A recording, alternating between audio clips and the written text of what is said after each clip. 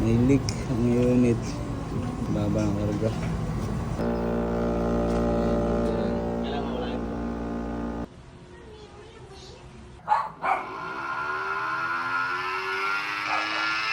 Yan guys, kaya walang view.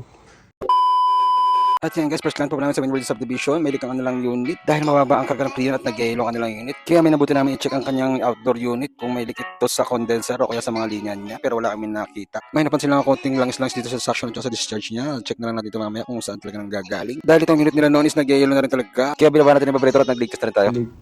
Palit tayo na evaporator. Vacuum.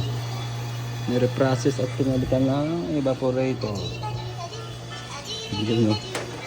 At yan guys, okay na ulit yung karga ng kanilang unit. Working na. Sa evaporator po pala natin nakita yung leak. Kaya pinalitan na rin po natin ito at durog-durog na rin po yung mga pins niya. Kaya na-apekto na rin po yung buga ng hangin. Pagkatapos natin magawa ang kanilang split type, pinalitis na rin po kanilang window type. At yan guys, kung napapansin nyo, may yellow. Hindi yan normal. Kailangan po siya mag-defrost. Dahil pag dito nag-defrost, possible may sirang thermostat sensor ito, may leak o kaya madumi na talaga. Pero all goods na ang unit ng ating client. Nalinis na natin ito. Hindi na natin na-video na yung after. Sunod po pala client namin is sa General Tres Cavite Bamboo Heights.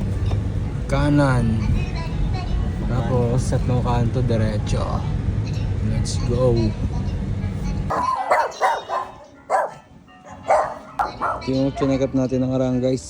Palitan na natin ng dry blower. At yan guys, kung napapansin nyo, nagbiblink-blink na siya. Kaya i-check na natin yan kung anong problema. Pag nawalan po ulit siya ng display, talagang po may problema po sa board. Maluwag lang po pala yung harness, kaya kumukurak-kurak. Pero all goods na ngayon yan. Itong blower naman po yung papalitan natin. Let's see. Natin ng blower. And guys, quality na siya. Pagod na natin.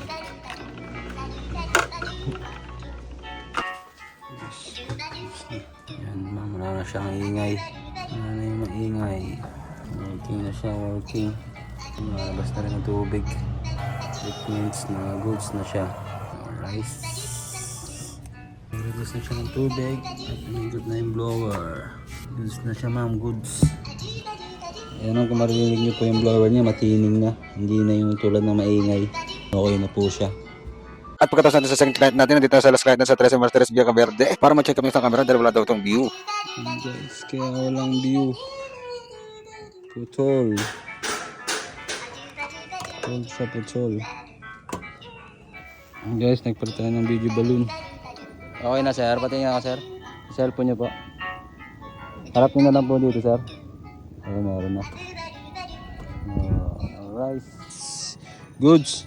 At yan guys, okay na po yung CCTV ng ating client. Pinalitan natin yung video balloon dahil naputol na, kaya wala na itong view. Naluto siguro sa init. At napasukan ng konting tubig ulan dahil ng pagkabukas natin may konting tubig to. Pero all goods na yan. Muli, sa lahat ng mga support sa amin dyan, papalo like, share na po ang page namin. Naway magpatuloy pa yung support sa amin. Maraming salamat po. God bless po para sa lahat.